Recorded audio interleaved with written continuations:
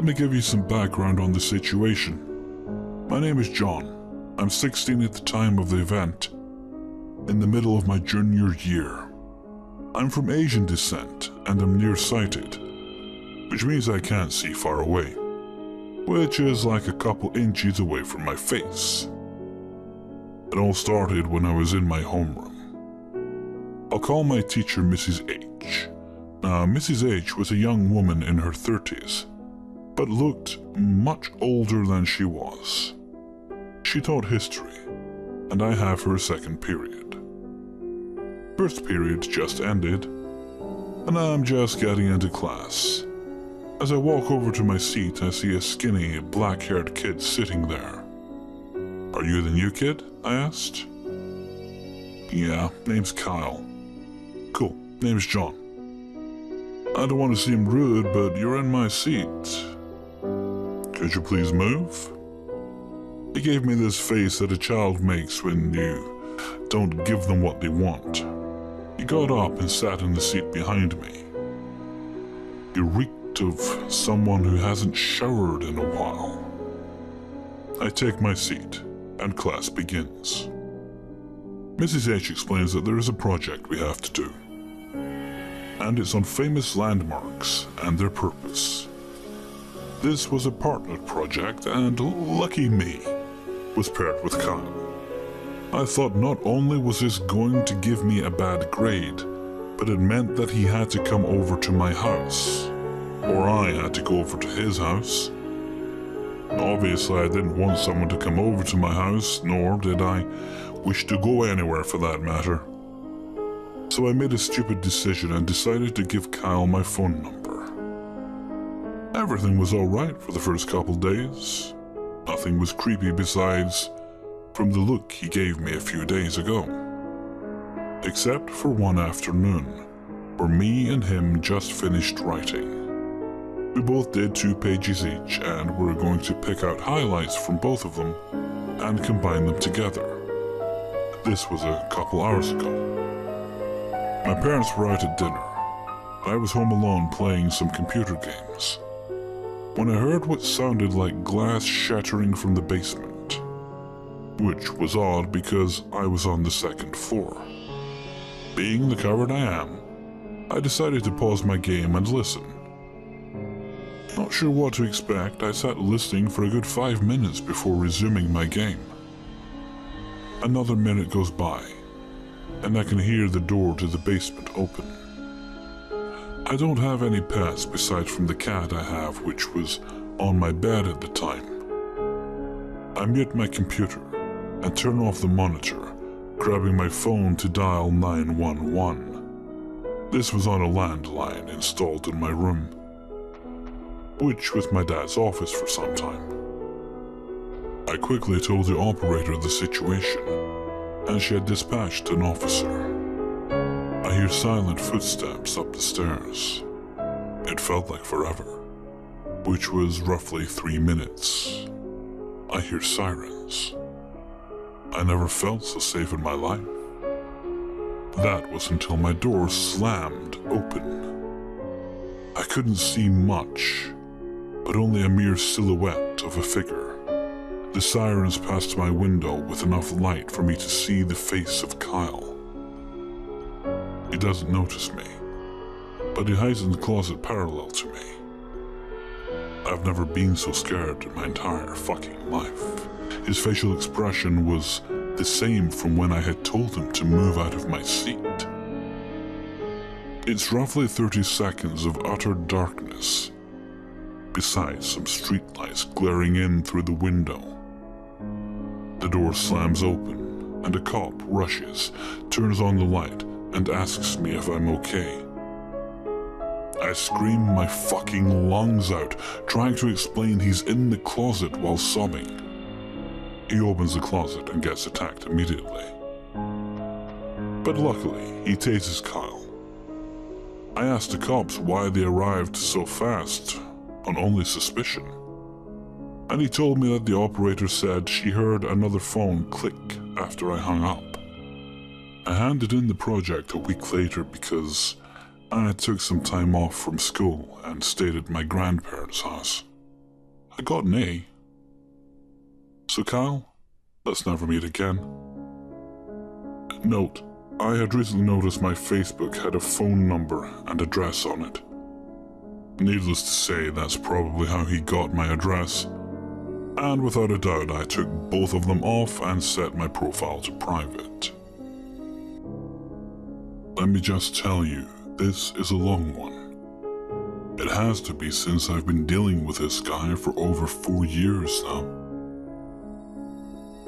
It all started in my last year of high school. I had gotten really into the hardcore scene from my city and attended a bunch of small gigs with my best friend. One day, I received a Facebook friend request from a guy named Alan. Looking at his profile and the stuff he posted, I noticed he was just 3 years older than me, from the same city, and liked many of the bands I did, so 17-year-old me added him. We soon started talking, mostly about bands and school. He was in the middle of getting his college degree, and I was about to choose mine. From time to time, he would tell me how pretty I was and ask if I had a boyfriend. I did find him attractive too, so I flirted back. However, I quickly lost interest since a few minutes after flirting, he would tell me he actually had a girlfriend, but they were having some trouble.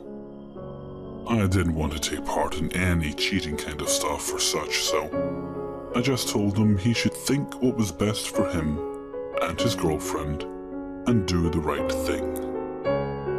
From then on, I limited my chats with him to music and school once more, and he too stopped flirting with me. Anyway, a month or so passed without texting, when suddenly I got a message from him. We talked like we used to, and just before I had to say bye, he told me he had broken up with his girlfriend and felt so much better. He thanked me for always listening to him without judging, and said that my advice had really helped him. I felt happy for him. I honestly don't know if this girl was really mean or not, but he seemed happy to be out of the relationship, and I wanted to be a good friend, so I was happy for him too. Now, at this point, I don't know what came to me. Maybe it was because I did find him attractive, or because it was very late and I wasn't making the best decisions.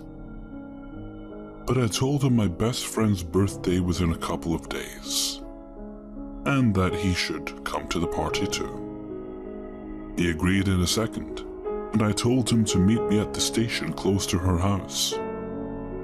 So I finally got to meet him at the station, after almost half a year of talking online.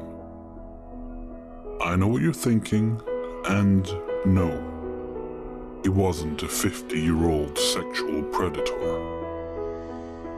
Although I must admit, I should have been more careful since he could have been someone interested in taking my liver. Nevertheless, we met.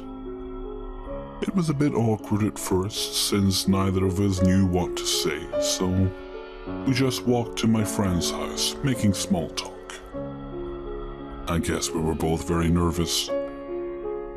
When we got there, things got better, and we actually had a good time. Although he pretty much only talked to me. For the next month, we kept going out for basic dates, until he officially asked me to go steady, and we became a couple. From here on, the actual creepy shit would start. It hadn't been more than 3 weeks, and I was starting to feel anxious. It's a weird feeling that I used to have when I was little. I knew I was going to be punished for either getting bad grades or doing something bad in general. It was stupid though, because I was not a child anymore, and I wasn't doing anything wrong. I just had this feeling whenever he was around me. What made it even more complicated is the fact that I didn't really feel he had changed. He wasn't rude or anything. He was just unsettling. He would want to see me 24/7. We never went to his house, and whenever we were at my house, he would refuse to be anywhere else but my room. He would spend hours just staring at me, and believe me, I know you could take all of this with romantic intentions, but the way he made me feel was not warm and fuzzy, but instead shivery and anxious. I must admit, I took the first chance he gave me and broke up with him. He meant to text his ex some lyrics to a breakup love song, and texted them to me by accident. He apologized and explained it was just to let her down for good. I had none of it. I told him we may have jumped into the relationship thing too soon, and that I thought it was better if we went back to friends. That night he called 37 times. The next morning I had school, and through the day I got a text that immediately got me nervous. "What time will you be home? I'm coming to talk," he wrote. I really didn't want to see him, so I told him I wasn't sure, and that he shouldn't go, he should just leave it. Plus, we had only been dating for like 4 or 5 weeks. So why make a big deal out of it? Just let it die. I did, in fact, get home late that night, and oh, surprise, guess who was standing in front of my door? He had a blank stare, and when I was passing by to park the car in the garage, he followed me with expressionless eyes. I went inside and left my stuff in my room shaking. My brother came to me asking what the hell was going on. He said Alan had been standing outside for over 4 hours now. I told him I would handle it, since he's my little brother. So, I didn't want to worry him. I took a deep breath and went outside. We argued for around an hour, in which he would tell me he loved me and that he knew we were meant to be together. I told him I wasn't feeling comfortable and I just wanted to go back to friends. He told me to move in with him. For a few minutes I was speechless. He used this time to explain how he would get a job and keep studying so I could finish high school, and then get a job too. According to him, we would then start a business together and have our first child by the time I was 21. We had our life planned out, and I had no say in it. I managed to catch a moment to speak and tell him straight out that he was out of his mind. I was only 17 and nowhere close to thinking about living with him, much less having a child. Alan then made this weird face like he wanted to cry, but not actually. I swear it was like a cheap acting trick, and it just creeped me out even more. I cut him off, told him we were over, and ran inside. From here on, he got worse and worse. He would text my friends, even if they had no idea who he was, and told them to tell me that I needed to be with him where I belonged. I blocked him from all social media since he would send me non-stop messages and post weird poems that had a hint of scary with things like, "I stand in the dark so you can't see me, but you're the light, so I'll always see you." He called my house. If I pick up, he yells, "I need you," non-stop. If anyone else does, he just hangs up. Now this kept happening for almost half a year. And I know you're thinking, why didn't I call the police? Well, I think I failed to mention I'm from Mexico City, and I can promise you, no officer is going to take any action against a few dozen phone calls. I don't even think they'd know what to do. Little by little, the phone calls stopped, but he was still texting me and dedicating me songs in an online radio station most people from the hardcore scene listened to. This one particular time he dedicated Your Betrayal to me. I think that's pretty self-explanatory.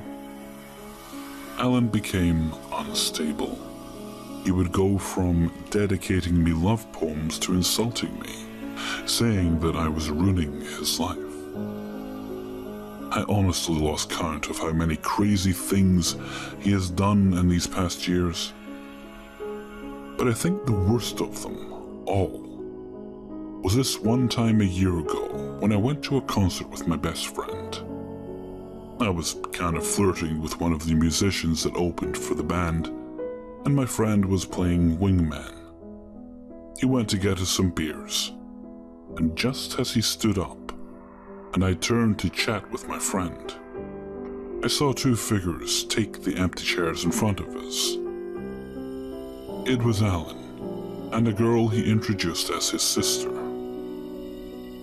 The moment my friend and I saw them, we froze. A mix of being uncomfortable and scared got to me, and I just looked away.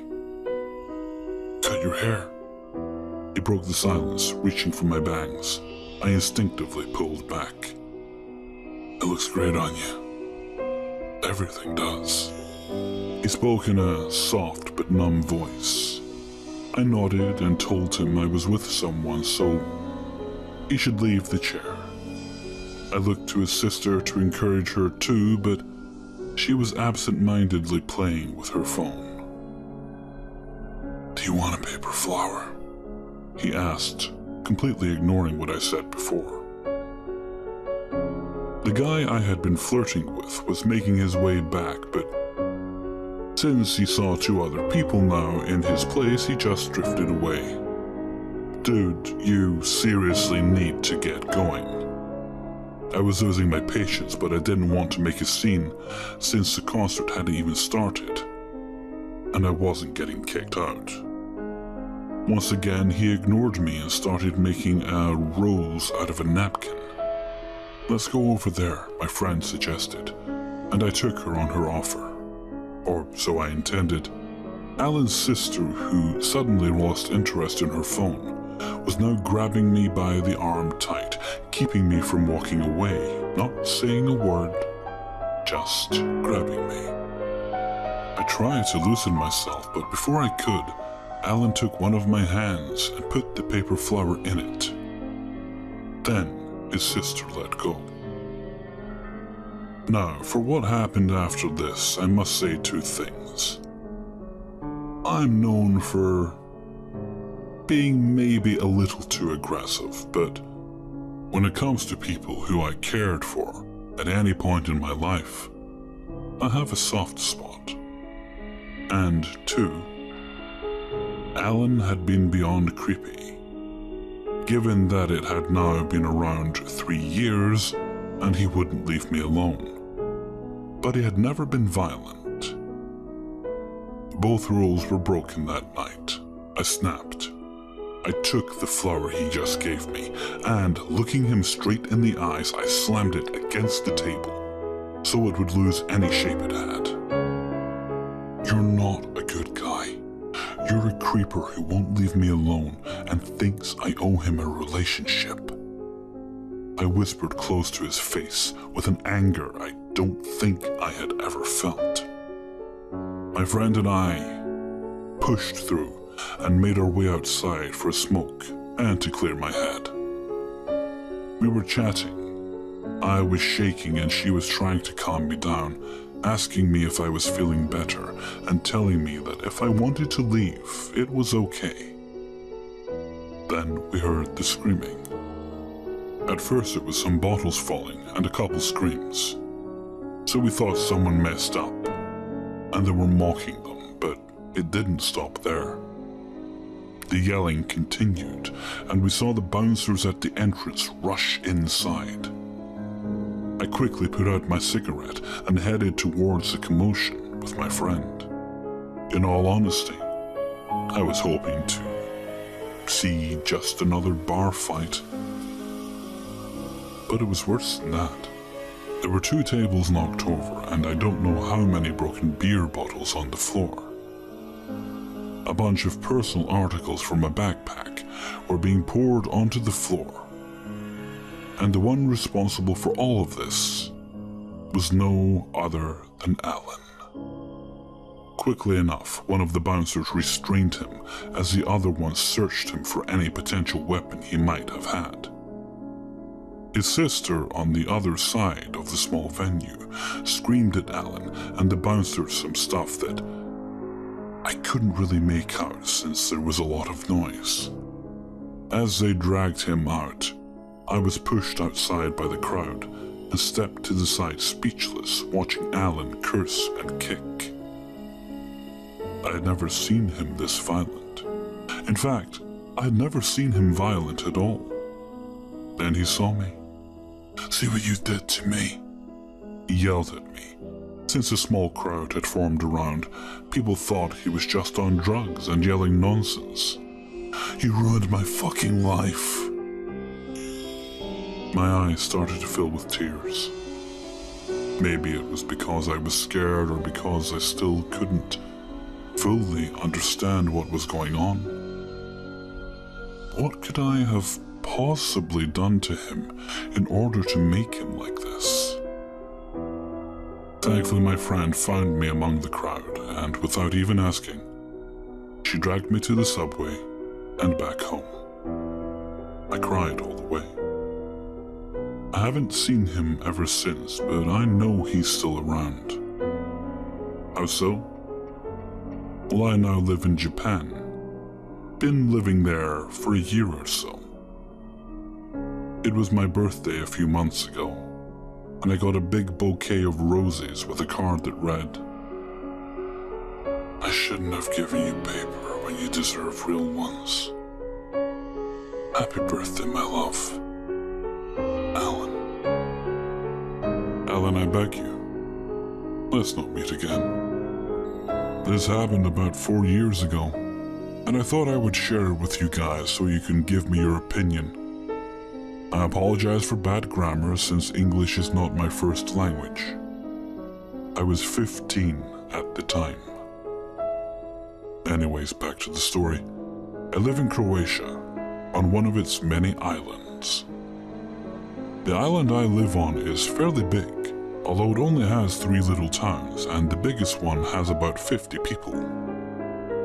Most people have cottages, and come only during the summer. It's pretty lonely and deserted during all other seasons. 2 of the towns are located on the coast, and the third one, the one I live in, is just a 15-minute ride inland, surrounded by the evergreen forest. It's a really peaceful island, and I know basically everyone that lives there. Neighbors are really nice, and the life here is pretty boring and uneventful. I grew up here with only one friend, so naturally, I was really close to him. We basically did everything together. We enjoyed camping and fishing, and we would often camp out in the woods near our town. My parents knew it, and they didn't worry. Since there was absolutely no crime on the island and everybody knew each other. It was mid-spring and we decided to open our camping season. We packed our things as usual and headed on familiar path. After a few hundred meters, we came across this fallen tree that was blocking the path.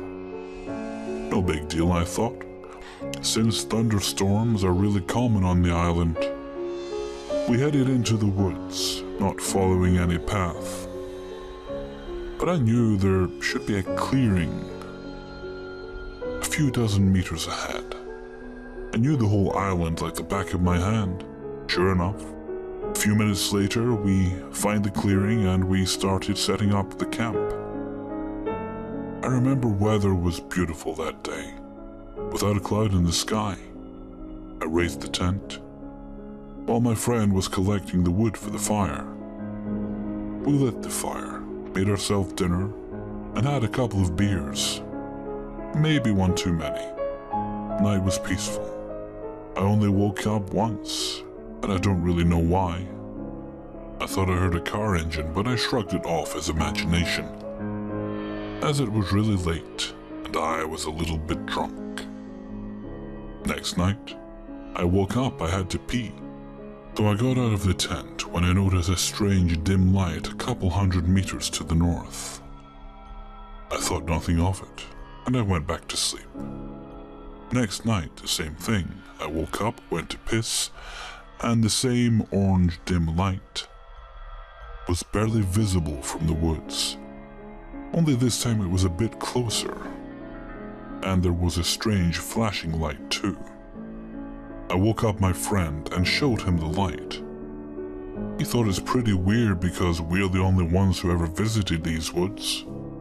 We agreed we would check it out in the morning. I didn't get much sleep that night, since the light started to really bug me. The more I thought about it, the weirder it seemed. At dawn we headed out. We didn't bring anything with us since we expected to return shortly after. After 20 minutes of searching, we found something odd. We found an abandoned improvised campsite, made out of tarp and some rope. In front of it, there was a fireplace that was still smoking, and it radiated heat. Anyone who was here had a clear sight of our little clearing. One thing we found on this campsite was an open can of Red Bull and a USB stick. Whoever was here left in a hurry. I took the USB stick, and we went back. We camped out for 2 more days before heading home. We haven't seen the light since. When I got home, I forgot about everything until a few weeks later. I needed the bag for something, so I finally unpacked my stuff. Sure enough, among other things, I found that USB stick. I was curious, so I turned on my computer to check it out. To my absolute terror, there was only one folder on it, and it was named after me. Chills went down my spine, and I just stood there for a couple of minutes, staring at the screen. When I finally found enough courage, I clicked on the folder. The folder was filled with pictures. Pictures of me and my friend and our camp. From my last 6 camping trips. I was terrified. One picture in particular stood out. It was a selfie of a man who was watching us. I didn't see that man ever before. And he didn't look creepy. He was in his late 20s, had a nice clean haircut, trimmed beard, and hunting clothes. I immediately called my parents, and we went to the police. With the first ferry, since there was no police station on the island. I have told the police everything and gave them the USB stick. They said they will look into it. A few days later, I got a phone call from the police, and they said they don't know the man, and they can't do anything. They also said they will keep me posted for further info. I never saw or heard from that man again. To the creepy man, let's not meet. I, at the time 19, was in Samoa visiting with my family and staying at my grandmother's house. The house was small and completely open. Each bedroom, 3 in total, you stepped out of automatically faced the living room, which was large. 2 large couches were up against one wall that faced the front door, and a single-sized bed against the back wall. This is quite normal over there. Fitting any sort of sleeping arrangement for relatives. Simones always have so many. If you enter the house, you automatically enter the living room, and to your left, you can see the open kitchen and the door that leads to the backyard. Along the wall, where the couches are windows that of a style that every Samoan house has.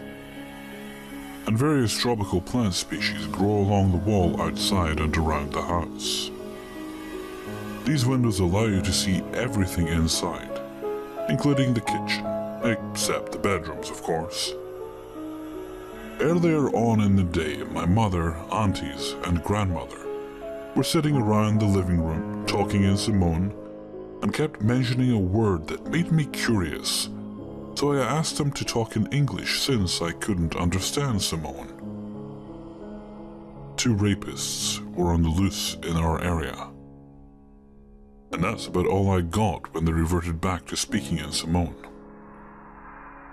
I didn't think much about it since it's typical of people there to gossip and over-exaggerate things. It's a simple life there, to the point of plain boredom, in my eyes. When night came, it was only my 2 youngest sisters, 13 and 15 years old, who slept in one room, my grandmother and auntie, who slept in another, and my mother, who slept in the 3rd bedroom. I slept outside in the living room on the single bed. I woke up in the middle of the night, unable to sleep, and lay in the dark, trying not to get freaked out by little sounds and the dogs outside barking, and sometimes howling. Eventually my mind wandered off, and I was about to fall back asleep, until I heard leaves crunch and sticks break outside the window.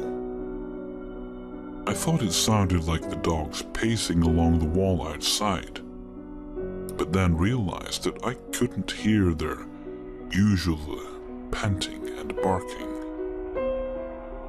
It was eerily silent after that. There's this innate intuition you get when something is off, and at that time I had it, and desperately tried to ignore it by shutting my eyes so I could go back to sleep and pretend nothing was wrong. I heard another crunch of leaves and sticks. This time the sound was of them slowly breaking, and I knew then there was somebody lurking outside. I started to worry about the dogs, as I didn't hear any of them barking. A dim light from a phone suddenly illuminated the corner of the living room, where I was in my bed, and I shot up stunned. I don't know how many minutes went by with me sitting upright in my bed, until I saw the light again. It was clear that somebody was trying to peer inside. I instantly thought about protecting my family, and slowly got off my bed, trying hard not to make it creak. All options of what to do ran through my head. Obviously call the cops, but in the meantime, waiting for them, what should I do? Stupid move to go outside to check. Stupid to turn on the lights when he could see everything inside. And I couldn't see anything outside. My grandmother is extremely sick, and my auntie and mother are in no shape to help if anything happens. I went to the kitchen, grabbing a large serrated knife, making sure that I made no sound, and went back to my bed to get my phone. The battery had died from me listening to music in the night, and I could not turn on the lights to find my charger or wait for it to charge. That whole time, leaves and fallen twigs were heard slowly crunching outside. I really hoped they had not poisoned our dogs. I went into the bedroom where my sisters were sleeping, and slowly took Jessie's, 15-year-old, phone off of her, trying not to wake her. She ended up waking up and was whispering her annoyance at me for trying to take her phone. I lied and told her I needed her phone light to look for my charger, because if I turned on the living room light, it will disturb everybody's slumber. I went back to the living room, went under the bed and threw my blanket over me to cover the light from the phone. I was just about to dial the police when I saw that there was no service. We were all alone.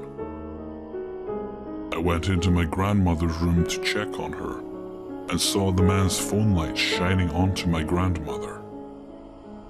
I rushed back to the living room soundlessly and peered from those windows because he wouldn't see me, but I would see him. The light from his phone illuminated his shape, and he was crouched down, still trying to peer into my grandmother's room. Behind me, the gravel outside of the entrance of the house crunched, and I turned around to see through the window that a figure slowly passed by. There were two men. By this point, I was more furious than scared, furious as somebody was trying to threaten the safety of my family. If I was by myself, I would have just been scared. I went into my sister's bedroom to peer out and see if I could get a better look at the other man. I saw that they had just rounded the corner of the house, but it was enough to see that he looked to be a young male, scrawny, and had no visible weapon on him. Guns aren't allowed in Samoa unless you had a permit. Only people with money had permits, which is very few in that country. I turned around to Jessie up in her bed and quickly hid the knife behind my back. She was whispering to me to give her phone back. I asked her if I could just listen to her music, just for that night, and tried to convince her to lend me her phone for the night, without telling her what was happening. She persisted her refusal, and that's when I decided to tell her what was going on, as I needed the light from her phone.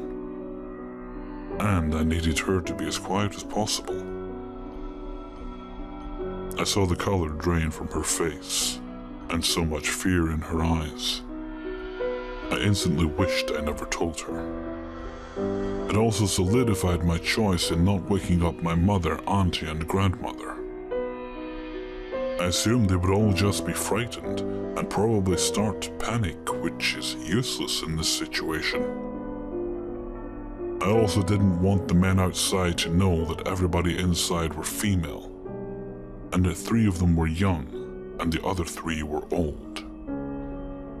I paced around the house, keeping guard and watching the men, losing track of time but feeling like hours were going by. They both seemed young, teenagers to early 20s, and from their actions inexperienced. Probably rapists just starting out their career.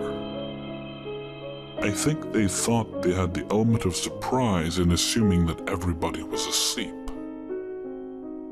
They would find out soon that I had it. In Samoa, no one, especially teenagers, is out at that time of night unless they are up to mischief or something malicious.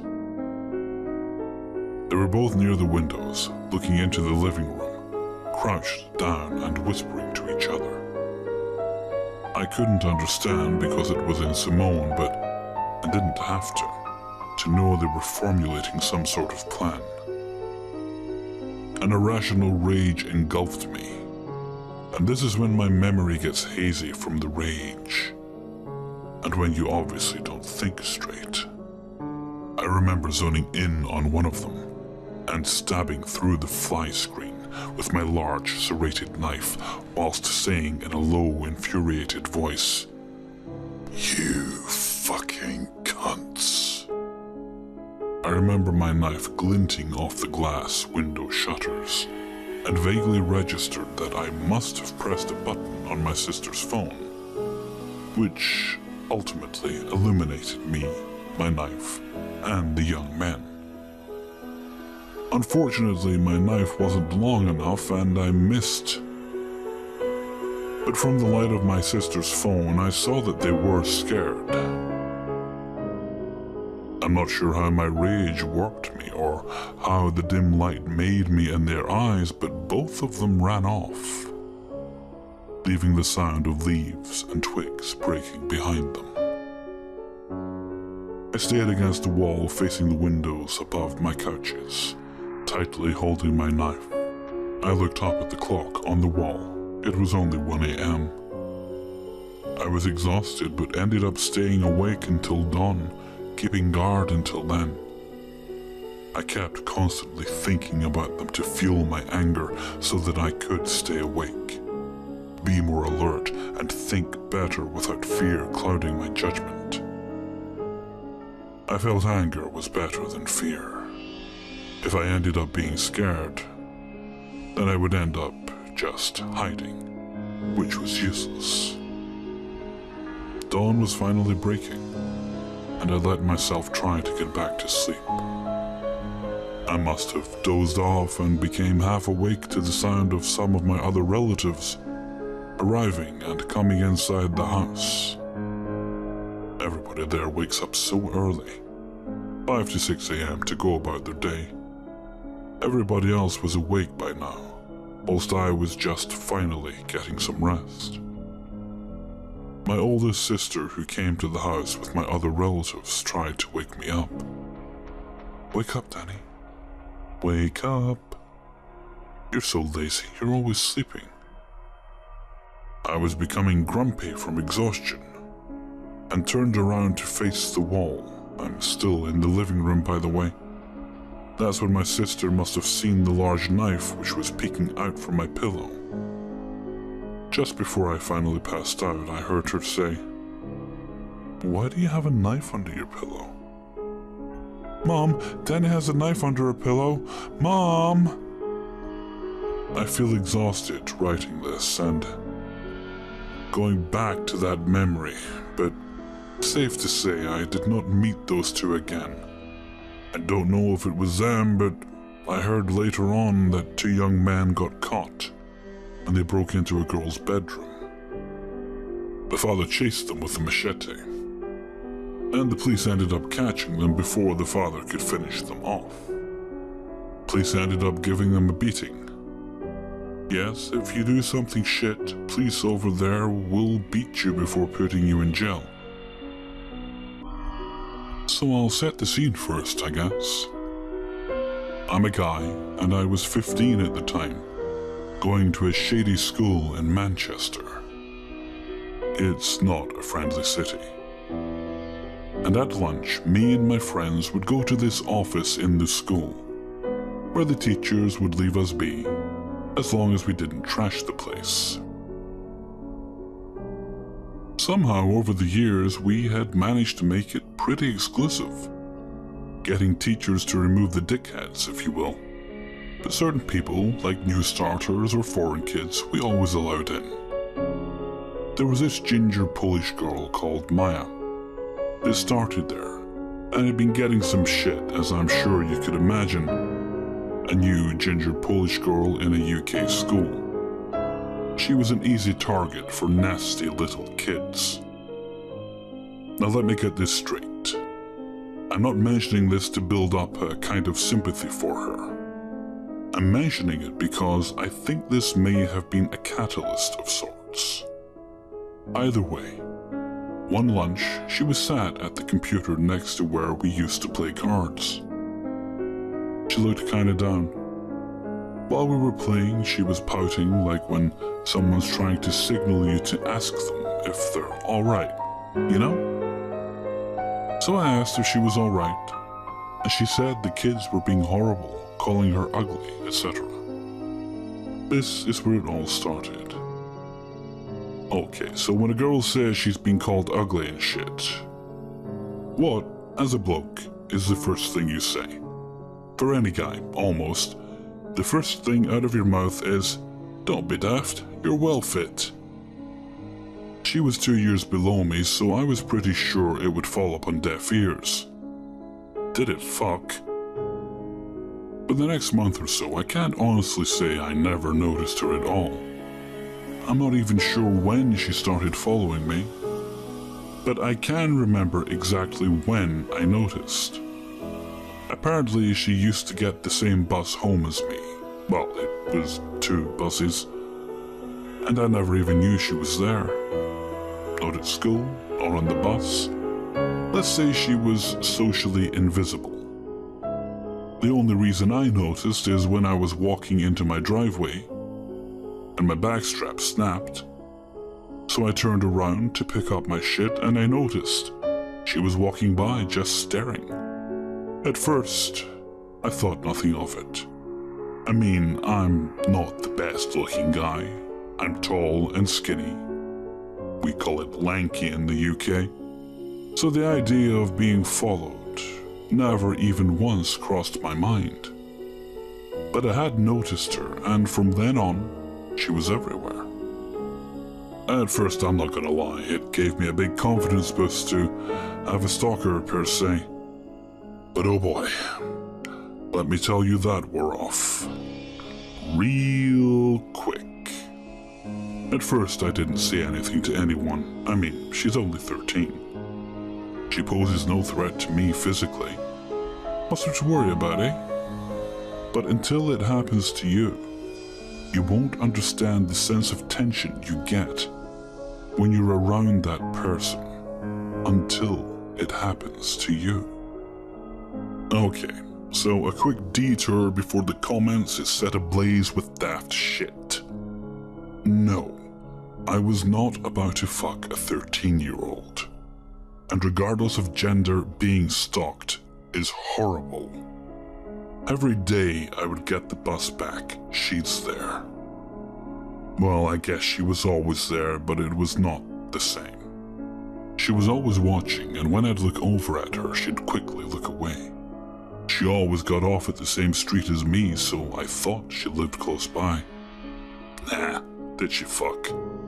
So one day I act as I normally do.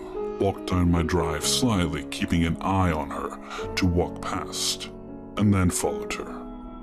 She only started getting off at my stop after I had made that single comment. Well, at least to my knowledge, as I said, she kinda just disappeared into the background. I followed her mainly to know where my enemy was. I was legit walking for about 45 minutes, pretty much exactly back up the bus route towards school, and watched her walk into her house.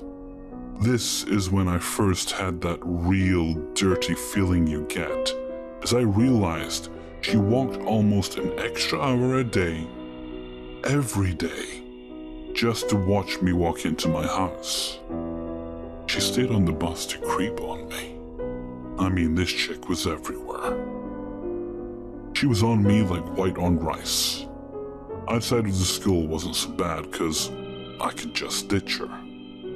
But after a few months of the conjoined twin treatment, and she started to get brave and chatty with my friends, who all thought this was hilarious, by the way, and were always taking the piss.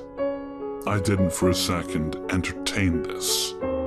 I was quite frankly getting mad at my mates for putting me in this situation again and again. Do you know what it's like being forced to interact with someone who is following you? Oh, but that wasn't just it. But we'll get to that. So the months go by. My mates are taking the piss. The longer she stalks, the more she learns about my hangouts and such is appearing a lot more. Now at this moment, a few things were happening at the same time. I'll try describing it to the best of my ability, so bear with me. But my friend thought it'd be a good idea to try to start to get with this girl, as she was always chatting to them to get close.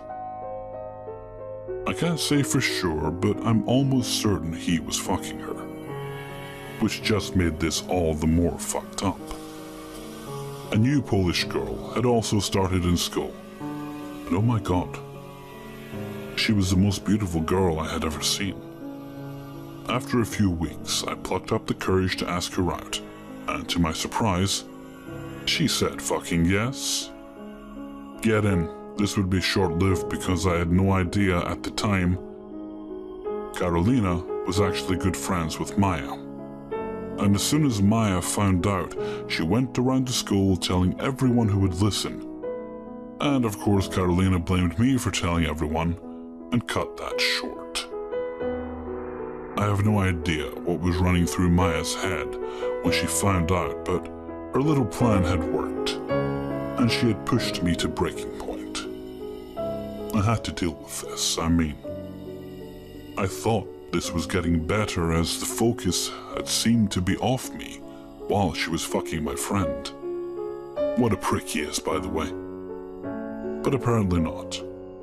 I ended up caving and invited her into my house so I could get to the bottom of this, which in hindsight might not have been a good idea. So I invited her round while everyone is out.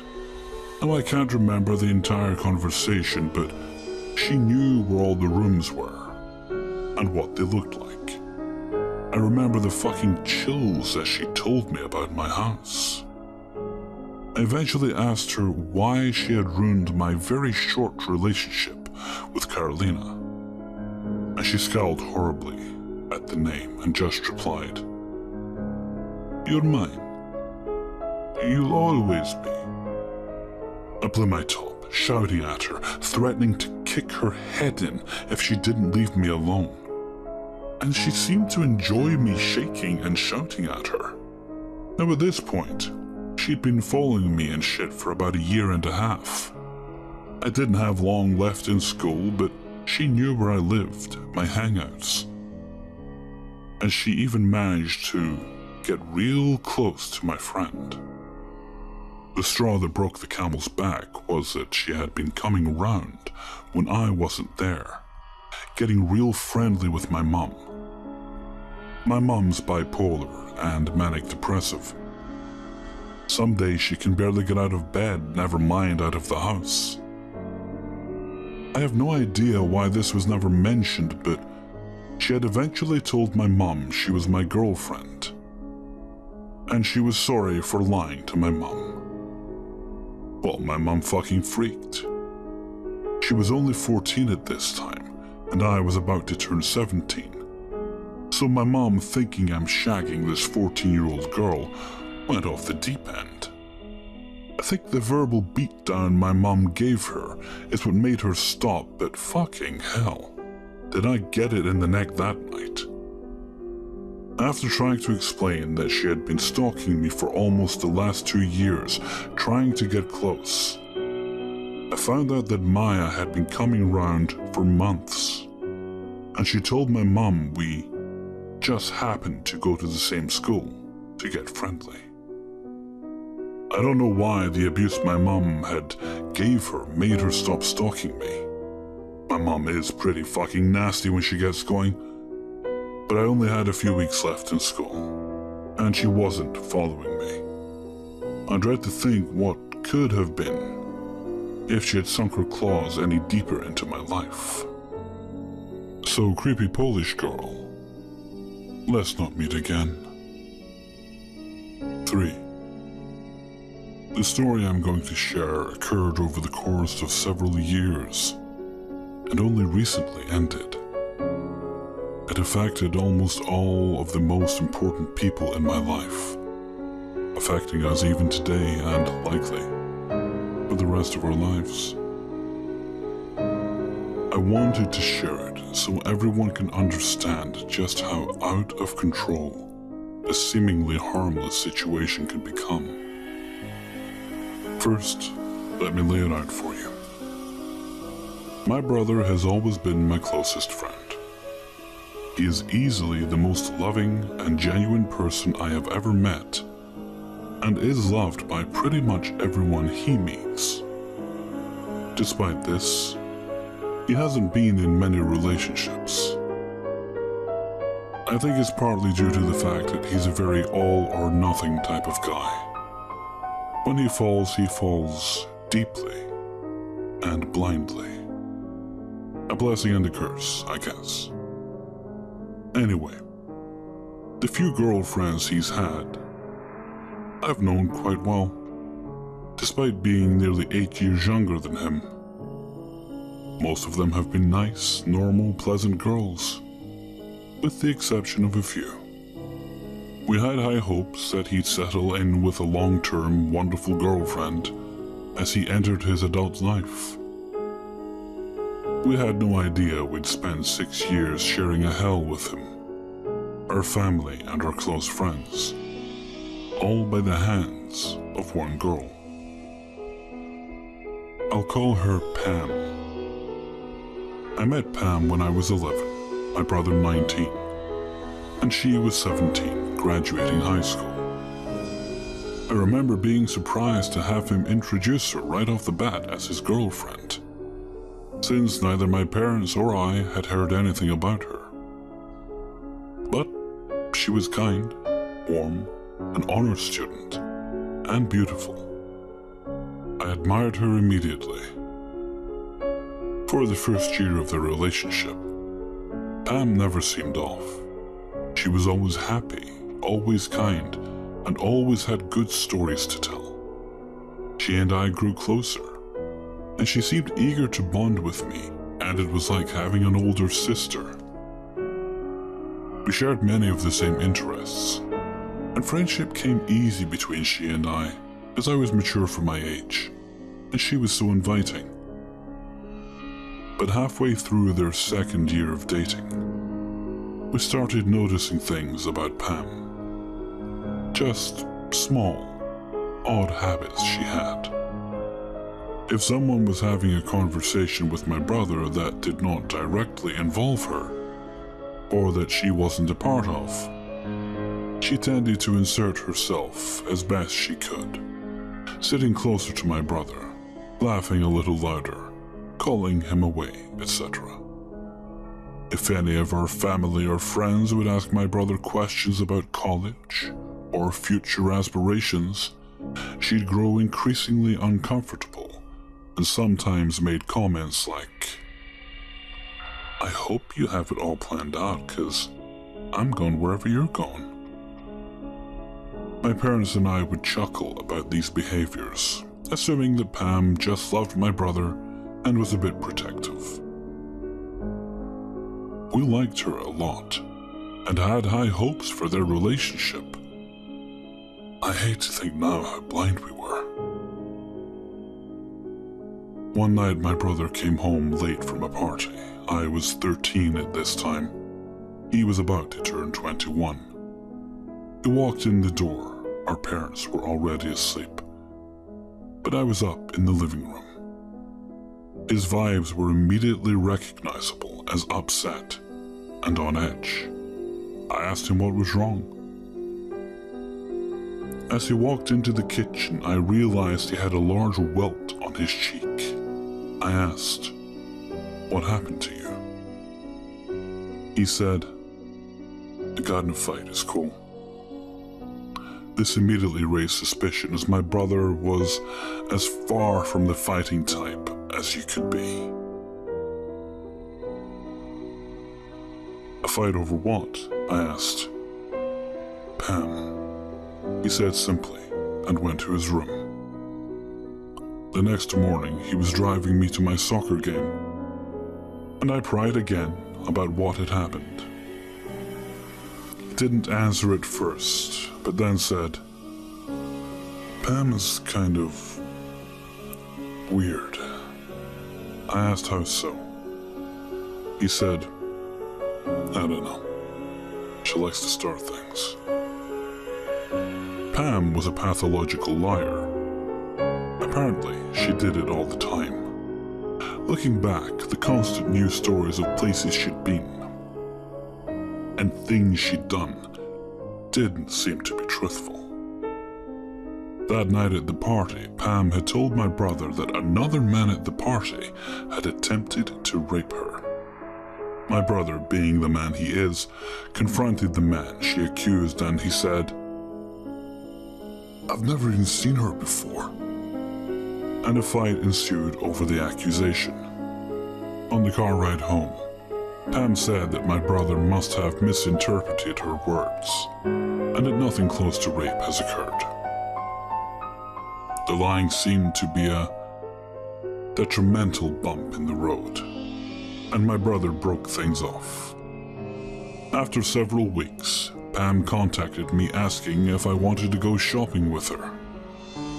Having had a good relationship in the past with Pam, I agreed. My parents thought it was strange that a 20-year-old wanted to spend time with her ex-boyfriend's 14-year-old sister, but let me go anyway. The day started pleasingly. Pam caught me up in her life and asked how I was, how my family and brother were. Nothing seemed strange until she began to bring up uncomfortable conversation. She explained to me that she had a sexually traumatic childhood, and that's why she lied so much.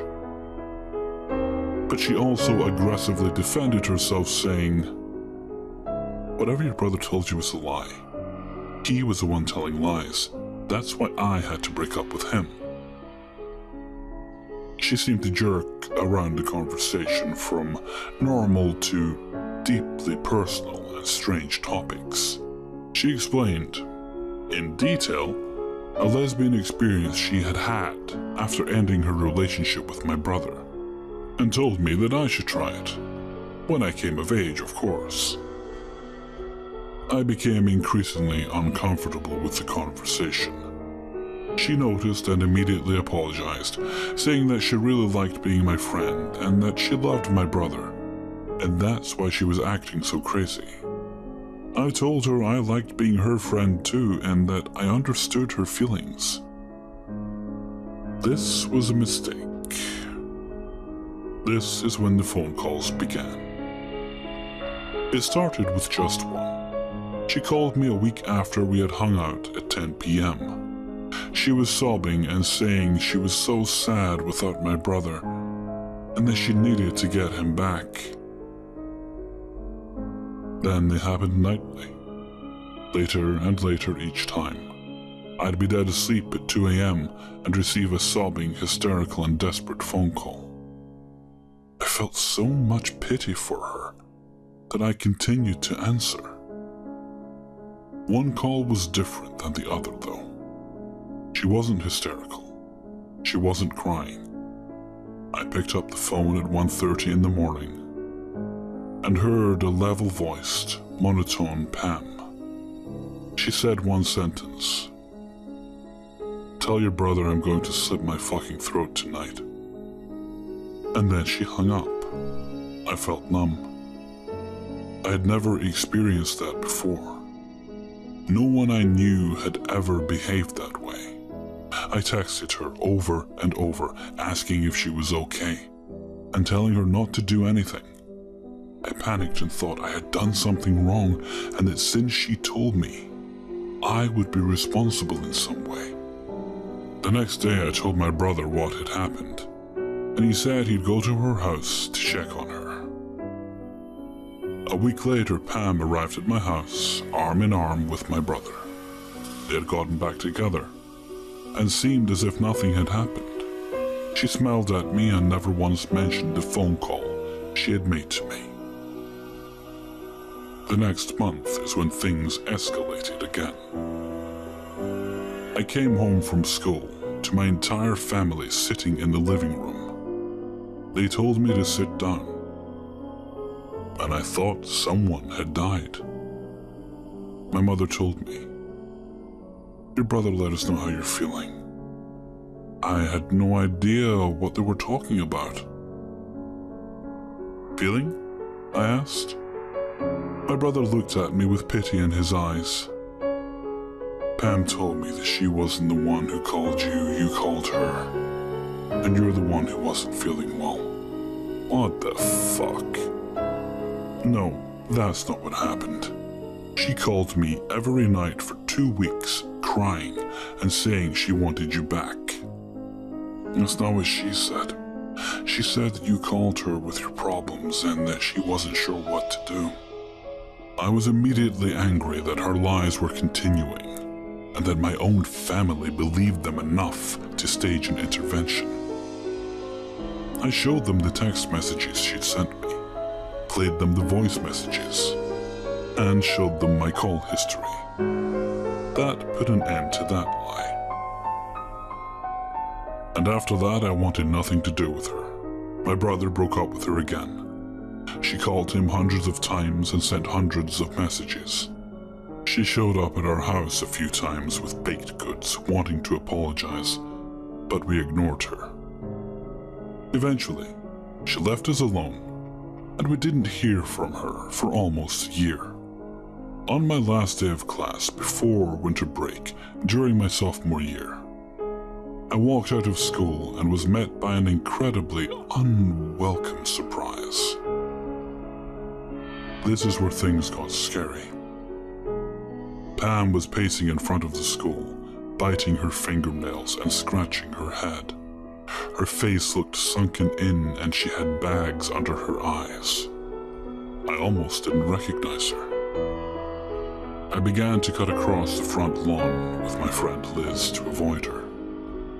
But she saw me and walked as fast as she could in my direction. She outreached her arms for a hug, but I stopped. The first thing she said was, "You're mad at me?" I asked her what she was doing there, and she laughed quietly. "I wanted to apologize for whatever your brother told you. I'm sick, Oz." She used a nickname only my brother called me. "I know. Please don't talk to me anymore." I started away, knowing my brother was parked waiting for me around the corner. Pam reached out and grabbed my shoulder as I did. I quickly pulled away and said, "I'm serious. Leave us alone. I think you need some help, Pam." She immediately began to cry, but I turned away and left. My brother pulled into the front parking lot of the school and opened his car door for me. "Is that fucking Pam?" He looked through his front mirror. "Yeah, I don't know what she's on, but she's crazy." That night, at around 1 a.m., there was a knock at our door. My dad went to it and looked through the peephole. He said, surprised, "I think it's... What the fuck? I think it's Pam." "Don't open it, I think she's on drugs," my brother said. My mom wanted to call the police, but my brother and my dad said we should just wait until she went away. A few moments later, she rapped on the door harder and more violently. We heard her wailing and yelling, "I hear you! Fucking let me in!" as she cried. She had a baseball bat or something, my brother said, coming from his room where he'd looked out the window. I looked from the kitchen. She looked like something out of a horror movie. She was wearing a long dress, barefooted. Her hair had been cut to above her shoulders, and was in a wild, halfway in a bun, halfway out mess. She had wiped her makeup down her face like a ghoulish movie character. She looked even thinner than she did in daylight, and she swung a metal baseball bat around as she stumbled about her yard. "I'm calling the police," my mother said. "No, it's fine. She's just giving a show. She'll leave." We didn't know people actually behaved like this. It was all eerily entertaining for a moment. But just as she had been manically stumbling around, she stopped. She stared vacantly, up towards the upstairs bedrooms, tilting her head side to side, up and down, and licking her lips. "What is she on, heroin or something?" my dad asked. Pam began to shift back and forth, laughing and yelling and crying. We all sat down as my brother tried her phone and her mom's phone to try and get her to leave. We sat there and listened to the frightening animalistic sounds of her outside. But then they stopped. We checked the windows, and she was gone. Well, we sat in silence for a moment, taking in this strange encounter. My father just chuckled and shook his head. My mother shook hers, pitying the girl for being so disturbed. But I was frightened. No one, except perhaps my brother, had seen just how quickly her demeanor, her mental state unraveled. From overprotective nature, to small lies, to pathological lies, to full-blown manic outbursts. But this was her worst, and we didn't expect anything more to come of it. That she'd fade away from our lives, since now she knew we weren't giving in to her desperation. But in the next 2 years, we learned how wrong we were. After the wintertime incident at our house, Pam stopped coming around. She was still very present, however. Every member of my family endured daily text messages and phone calls. They ranged from apologetic and stable to incredibly distraught or outraged, cursing and making threats. I remember wanting to sleep with the lights on for several months after the incident, afraid she'd climb the fence of our backyard and I'd find her standing at my window with the same vacant, crazed look she had that night in our front yard. All 4 of us eventually decided to have our phone numbers changed and block her from our devices and social media accounts. She still had her home phone number, however. Pam left some of the most frightening and haunting messages I'd ever heard. I can remember standing in my kitchen with my family, my brother playing the messages back for us. One stood out. It showed us just how unstable and potentially dangerous she was. My parents and I had returned from an early morning indoor soccer game in February of 2015.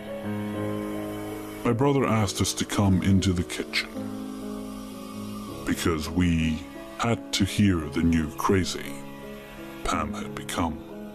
The first message was about 30 seconds long and received at 12:30 a.m. the night before.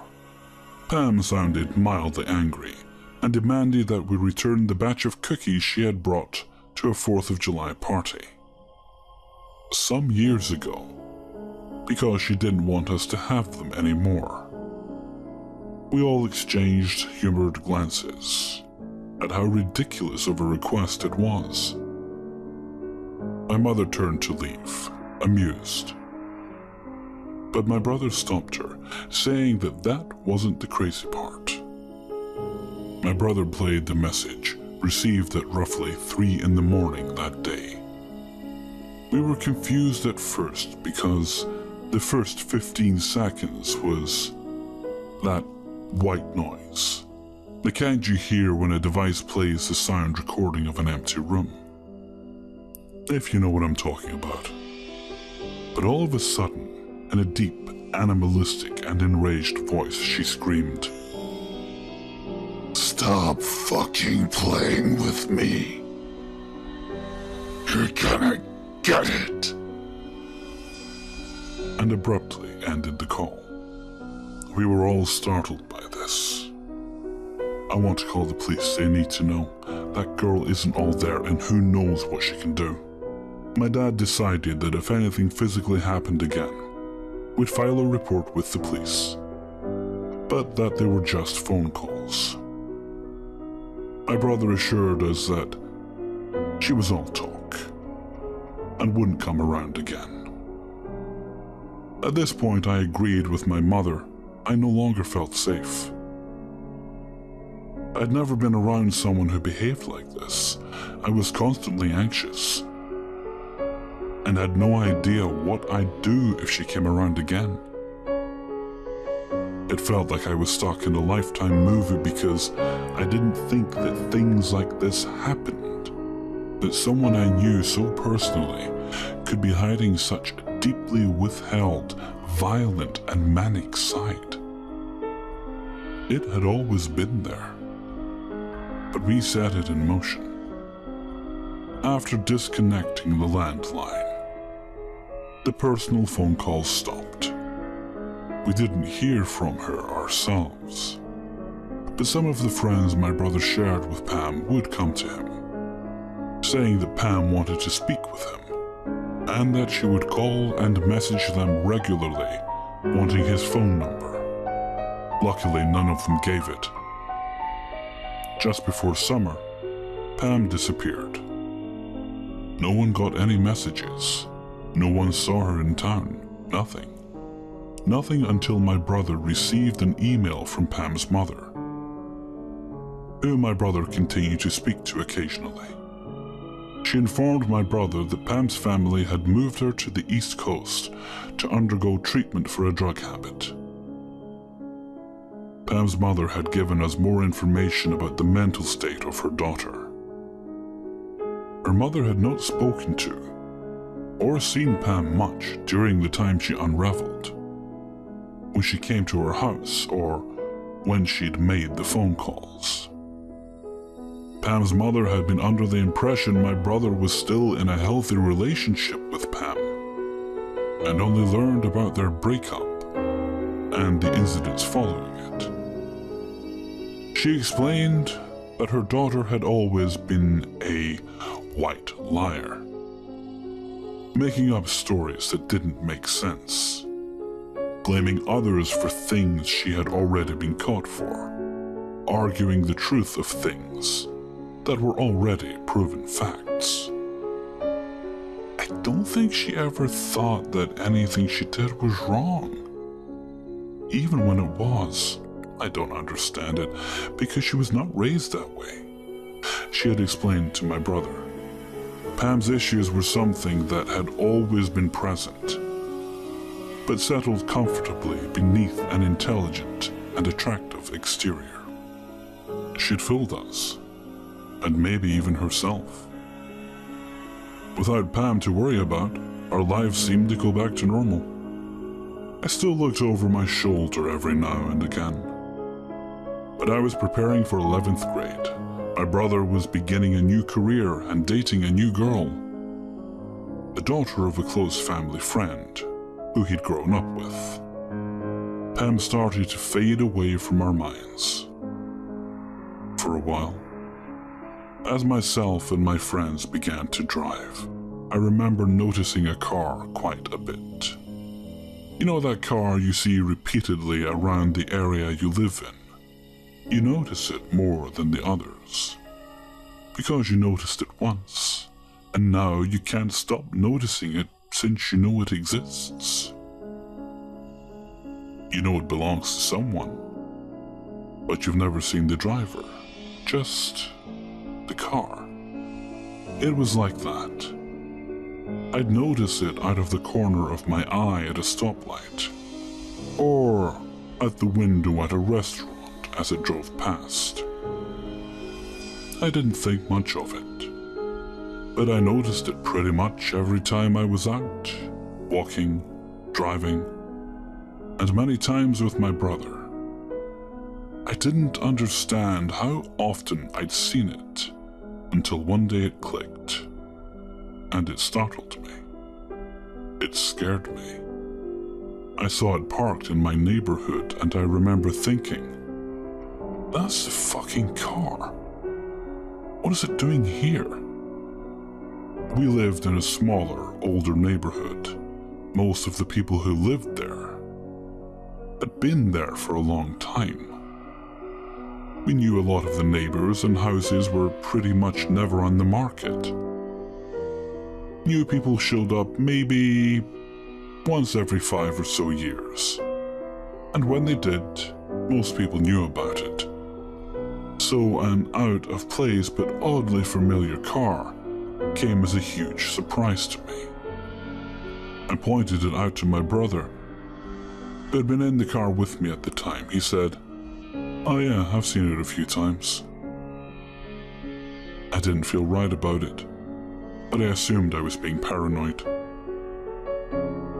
A few months later, I was well into school, had a job, and was too busy to let myself worry. Even though I did.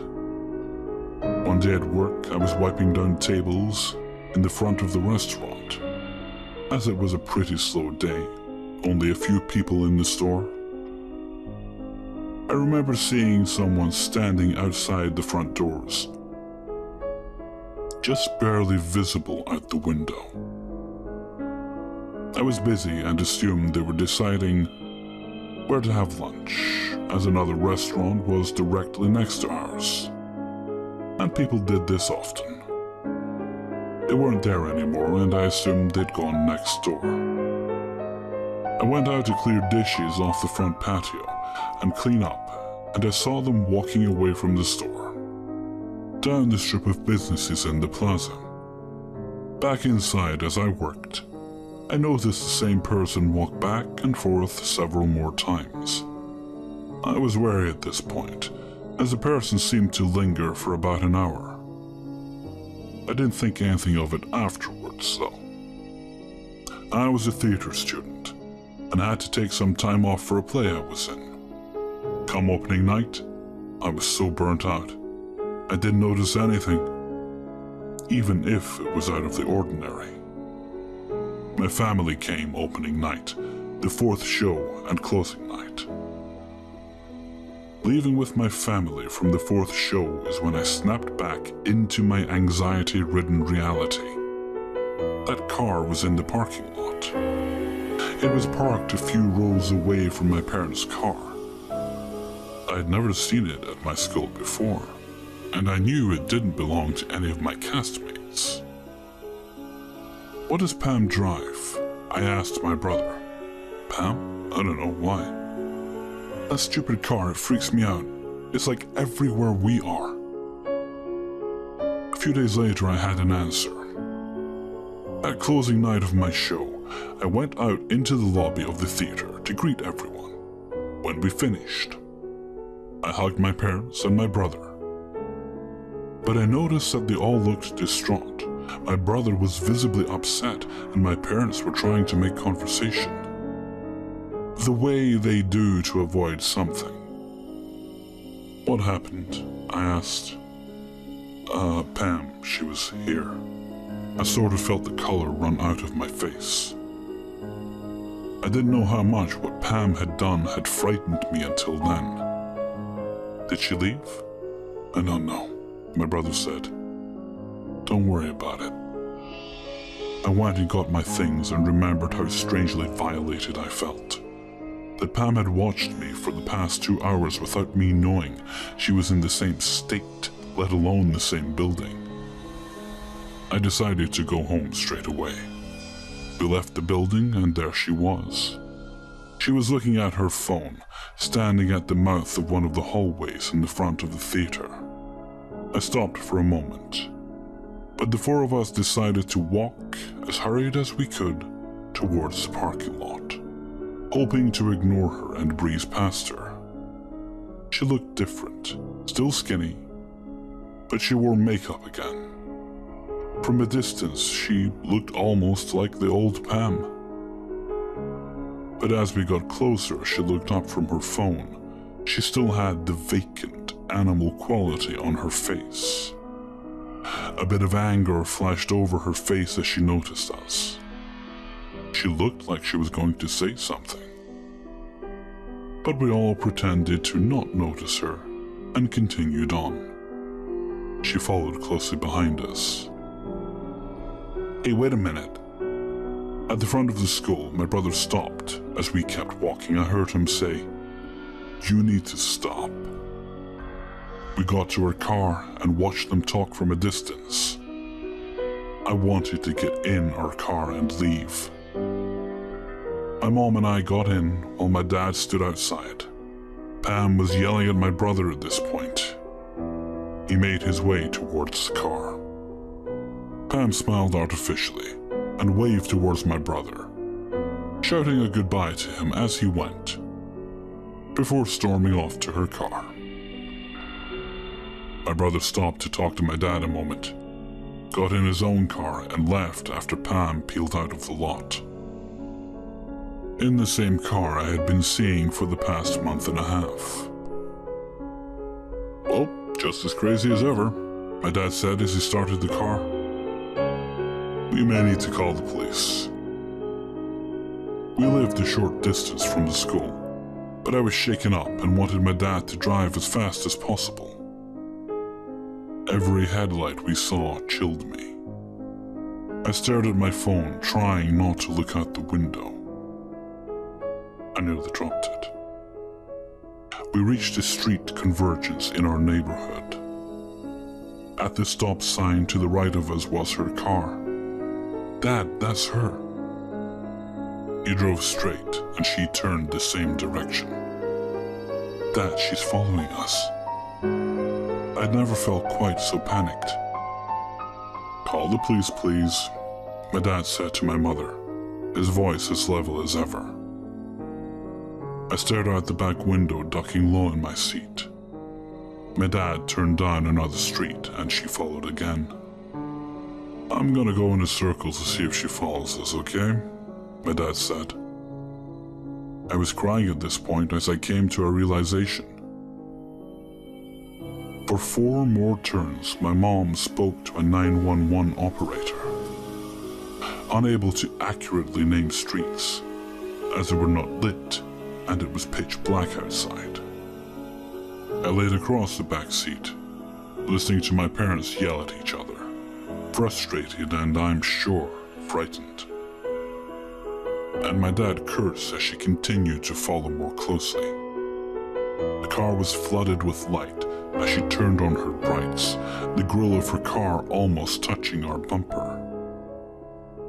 My dad turned the mirror away to keep the light out of his eyes and sped the car up. Eventually the light was gone, and I could no longer hear the drone of her engine behind us. She was gone. We got home 10 minutes later and turned every light in our house on. My dad checked every closet and our back and side yards, carrying his gun with him. She's been fucking watching me and my brother. I was almost hysterical in my realization. For the past month, Pam had been stalking both my brother and I, seeing that car had not been a coincidence. She knew what we were both doing. She came to my school function on both nights my family was there. Maybe all 3 nights. She knew I was there. She had followed me all over town. She'd been around our neighborhood and had been lurking around my workplace. All of a sudden, the threats became real. Pam was no longer afraid of crossing boundaries, if she ever had been. We were now in the middle of a full-blown nightmare. My family was no longer safe. She had gone away to cure one disease, but returned having fed and grown another. She was our personal terrorist, with the power to single-handedly pull our everyday lives apart.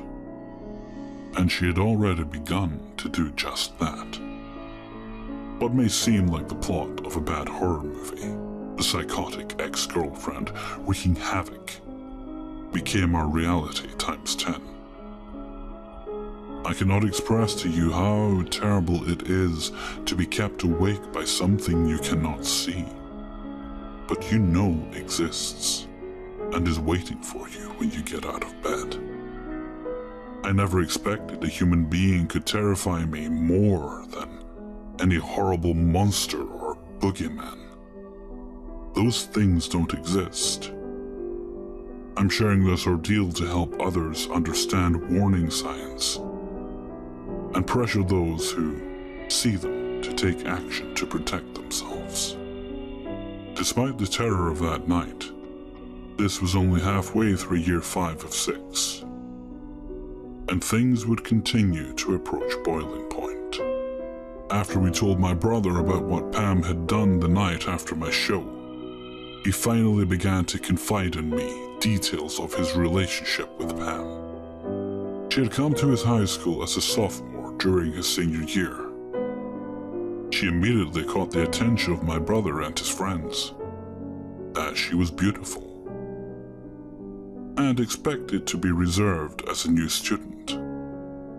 However, my brother recalled his female friends saying she was aggressive in trying to make friends and liked to talk about how her family had moved here from an affluent community in Texas, so elite that it didn't have a name. Many of his friends had also gotten strange vibes from her and pinned her as a weird, snobby girl right away. My brother met her again a few years later when she came into where he was working at the time and said how she seemed to have matured vastly.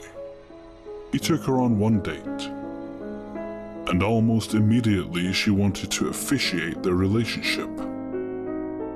He thought it was a bit forward, but didn't hesitate because she impressed him with her elegant way of speaking, kind words, and pretty face. However, he noticed red flags only a few weeks into their relationship. Pam was very insecure, constantly asking my brother if he still had feelings for her, if he was angry with her, and if he thought she was attractive enough. Eventually, this insecurity took a different shape. Pam would send my brother unsolicited nude pictures of herself in the middle of the day attached to messages, asking if he still liked the way her body looked. If my brother went a period of time in their conversation without calling her beautiful or telling her how nice she looked, Pam would point this out. If he protested in any way, she'd become emotional and claim he didn't love her anymore. This mellowed until the end of the second year of their relationship. This is when the narcissism became apparent. Pam would often talk lowly of my brother's previous girlfriends and female friends, boasting about how much more attractive she was than them. Pam refused to attend several of the events my brother asked her to go to, like my birthday dinner or our aunt's funeral, because she wouldn't know anyone and would have no one to talk to. She also enjoyed referring to herself as a princess and wanting to constantly be doted upon. She often argued with my brother about him spending time with his friends without her, because she didn't understand why he wanted to be around anyone but her. She was 100% convinced she would one day be a celebrity and marry my brother. At this point, I was in disbelief that my brother, a smart, kind, and good-looking man, was wasting any more of his time with a girl who behaved like that. However, any time my brother hinted at wanting to end the relationship, Pam would fly off the handle, becoming belligerent and promising to kill herself. My brother was trapped by the fear of harming herself. He'd often think that she was simply bluffing and wouldn't actually do anything. But one day he discovered several bottles of prescription pills in Pam's home. He asked her about them, and she told him that they were antidepressants prescribed to her after the death of her brother. A brother who he later found out never existed. Eventually, Pam began to become angry when my brother would want to spend time with his family without her around. He also told me Pam fixated a lot of that anger on me. Once she proceeded to refer to me as a slut and made comments and theories about how my mother must have had an affair of which I was the product, because I was so ugly and my brother was not. So my brother decided it was time to end it no matter what.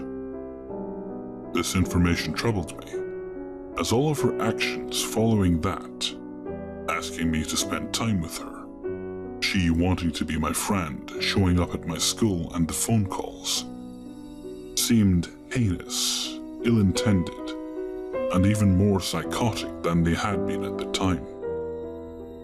But for the final year and a half of our ordeal with Pam, psychotic could not begin to explain what she did to us. I slept little in the weeks following the car incident. My brother, who lived across town, visited and called more regularly. I suspected he felt uneasy as I did. The nights I did sleep, I often sweated through nightmares of girls with axes, or gowned women standing at the foot of my bed or in my window. One night in early December of 2015, it was a rainy and particularly windy night. I wanted to let the cold air in and thought that the sound of rain would help me sleep. So I cracked the window only enough to where it could reach the second latch. I also placed the piece of wood my father had cut to help with the security beneath the window. I pulled my curtain in front of the window, leaving the cracked part of the window uncovered to allow air to pass the heavy blackout curtain. I remember waking from sleep, vaguely hearing a foreign noise against the roof of my window. My room was on the second floor of our house. Our house had 3 levels, and the second story was only 6 or 7 steps up from the primary floor of the house. All of the spaces were different levels, but the bedrooms were the highest, slightly lower than they'd be in a classic 2-story home. What I'm getting at is that my room was hard to get to from the outside, but not if you were aware of the parts of our home and the access points from other roof levels over the living room and garage. I shook the noise off, as it was storming, and I thought maybe some leaves or branches were moving around. I turned over to face the wall opposite my window. Not even a second later, my room was illuminated by a surge of white light. I shot up in bed. I was momentarily paralyzed with horror. Every one of my limbs felt as if they were floating as I tried to make sense of what had happened. Then again, myself and every item in my room became a black silhouette as another flash filled the space. I threw the blankets off me and ran as fast as I could down the hallway. I was screaming so loud I surprised myself. I ran into my dad as he threw open his bedroom door. He was panicked and held me by my shoulders in the doorway to their bedroom and yelled at me to tell him what was wrong. Someone was taking pictures of me through my window. The roof and house was checked, and they, of course, found nothing and no one. My mother sat up with me and asked every basic question a parent asks. Were you dreaming? Are you sure it wasn't lightning? There was no thunder, and I was sure there had not been at the time it happened. The flashes did not have the same hue as lightning did. I had taken enough cell phone pictures in my life to identify the flash of a camera. I don't know if they believed me then, but I would eventually have proof that would astonish them. My brother adopted Ike in January of 2016. Ike was a 2-month-old Chesapeake Bay Retriever with 1 gold eye and 1 green eye. He had a very distinct white marking on his chest that looked like an hourglass and a white sock on his front left paw. Ike was the love of my brother's life, aside from his now fiancée, Cara. Ike would end our torture just 3 months later. The holidays and my brother's engagement to Cara, who was amazing, beautiful, and whose family we had known all of our lives, had lifted my family's spirits immensely. My brother was starting his family, almost done with the police academy, and seemed untouchable by any memory of Pam. We felt optimistic for the first time in a long time. Pam hadn't been around, to our knowing, in several weeks. All was normal, and things were looking up. But that, again, didn't last. A month or so after bringing him home, after letting him into the backyard for a few minutes by himself, Kara told us that Ike had escaped from the yard. She panicked and ran around the neighborhood looking for him. She got in her car, called me upset, and drove around the block looking for him. She picked me up, and I helped her look in the creek area behind where my brother's house was. We couldn't find him. However, when we arrived back at my brother's house, Ike was sitting on the front porch. We were relieved as he was unharmed and seemed to be as happy as ever, despite missing his collar.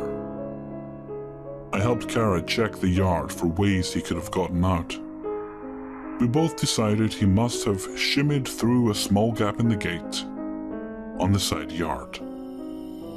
I couldn't help being confused to find no grass or burrs in his fur.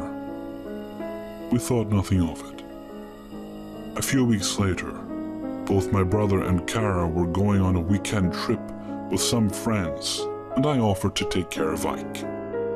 I dropped him off on the Friday before the 3-day weekend. Ike was happy to play with our older lab, Des. The second night he was with us, I was out with friends, and my dad had let both dogs out into the yard at around 8 p.m. He sat in his chair in the living room, watching a show with my mom. They say they remember hearing Daz barking because he yelled for him to be quiet, but they assumed the puppy was riling him up. A few minutes later, Daz came to the door to be let in. I ran inside and barked at my dad. My dad was confused as our dog was not a regular barker. He called for Ike, but he didn't come. My dad went out and looked around in the bushes and still did not find him. He became concerned and hurried into the house to get a light. He checked the swimming pool and still did not find him. My mother joined him and they both scoured the large yard, but did not find him. When I got home, they had just finished searching the front and side yards. I told them that he had escaped once before, so we decided to take the car to look for him. As we drove around yelling for him, attracting the help of a few neighbors, I thought how strange it was that such a well-behaved puppy had suddenly become a master escape artist in the past 3 or so weeks. Our yard had seen 3 or so dogs grow up in it, some younger and smaller than Ike, and we had never had that problem. The fences were high and well built, and my dad had replaced the ones on the side of the house just a few summers ago. We did not find him. I hoped that he'd return that night, like he did last time, but he didn't. I informed my brother on Sunday and proceeded to look all day in surrounding areas, the pound, shelters, vet clinics, and even looked to the sides of roads for bodies. We found nothing. My brother was heartbroken. I helped him make flyers to post in our neighborhood and his. A couple weeks passed, and we heard nothing. My dad was doing yard work in mid-February. He came in after a few hours, and he said something on the kitchen table. "What's that?" I knit my brow as I saw it. "It's Ike's collar. It was in the front yard. I almost hit it with the mower." "You'll have to take it to your brother." It was Ike's collar. His first collar. Not the one he had been wearing the night he went missing from our yard. It was his puppy collar. which he had lost the day he got out of the yard at my brother's house. I called Kara and asked her if they had found it, but she said they hadn't and bought him a new one. That's when it clicked. Someone had stolen my brother's dog, not once, but twice. I told my brother, Kara, and my parents my theory, and it was not a difficult one for them to understand. It had to be connected to everything else. Right when we thought she was out of our lives. We decided to take it to the police to add to our case file on Pam. I also told them about the night I had been photographed from my window. The police, like many times before, told us they could not do anything, as there was no proof she had done any of these things. Frustrated, defeated, and frightened again. But a few short weeks later, in April of 2016, new developments would finally end it all. By a complete God-sent coincidence, Kara was with her mother in a small town 45 minutes away from ours. We were planning for my 17th birthday that month, and so preoccupied we almost put Pam in the fact that she undoubtedly had been watching us for months and had stolen, probably killed, my brother's puppy and thrown his collar in our yard to help us connect the dots and give her credit for the crime. However, while Kara window shopped in the center of the town, she and her mother noticed a car parked on the street. A car with a puppy in it. It was a bit warm out, so they walked to the window and peeked in at the animal. Kara immediately recognized him by his eyes, and the marking on his chest, and the fact that he began crying as soon as she called his name and he saw her. She phoned the police, phoned my brother, and sat on the back trunk of the car. The police arrived as the owner of the car came back to it. The girl was immediately upset by the presence of the police and Kara's angry accusations. The girl was not Pam, and she became rather helpful. The girl said she had purchased a dog only a few days ago from an ad online. She told the police that the girl she purchased him from was super shady and eager to get rid of the dog, who was skinny and a very cheap price. The girl who sold her the dog claimed that she didn't want the stupid dog. It was a present from her boyfriend, but it was the wrong kind. Pam had always liked small dogs.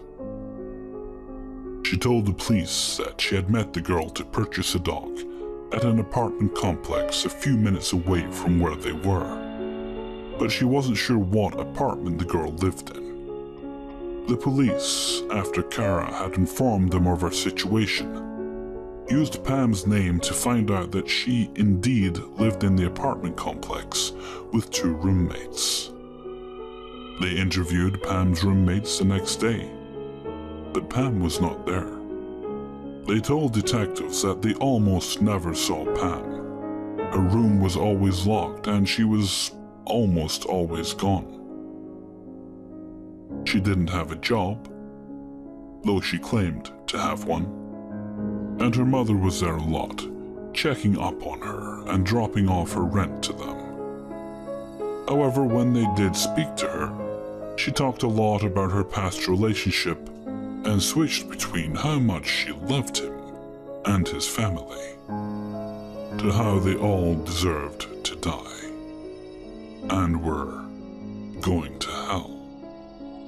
With the information given by the girl who had purchased Ike and by Pam's roommates, the police finally had sufficient evidence to search Pam's apartment.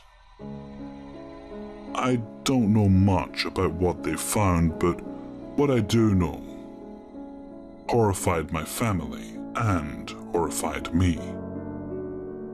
On Pam's computer, they found hundreds upon hundreds of pictures of my brother, my parents, Kara, and me.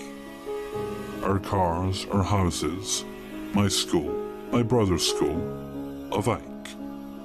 Pictures taken through our windows at night, pictures of us sleeping, photos taken from our social media of vacations, the picture of my brother's proposal to Kara. She had even doctored herself into some of them. She still had pictures of her and my brother, and her with my family up around her room. She had kept Ike in her closet for weeks, on a towel, with just water and little food. In her search history, they found everything from rape fantasy to other violent pornography to weapon research. The police now had sufficient evidence to arrest Pam. Pam had been obsessively stalking my family for more than 2 years. She had stalked us from her car, following us around town. It had been her snapping photos of me from the roof outside my window. She had watched my brother drop off Ike at our house.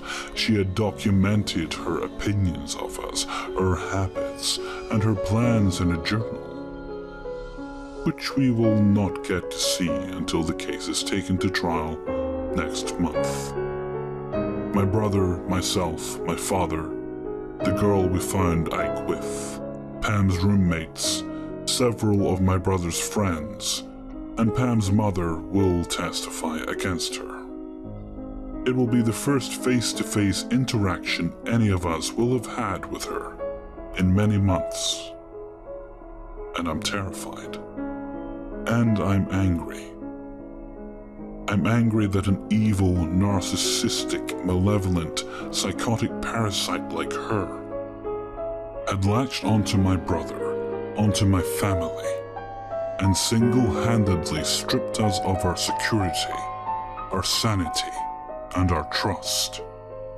Every creak, every bump, every unknown face, and every vehicle following too closely will send me into a tailspin of dread, and I'll see her again, standing in my front yard in her dress and looking up to the sky with a vacant, animalistic gaze.